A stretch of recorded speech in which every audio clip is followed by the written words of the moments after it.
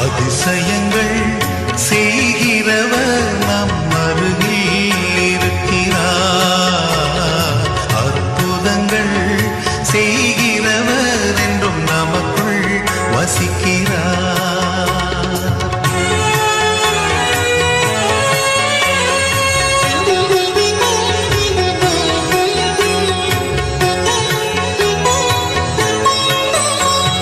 குருடருக்கும் செவிடருக்கும் சுகம் தந்தார் அதிசயம்.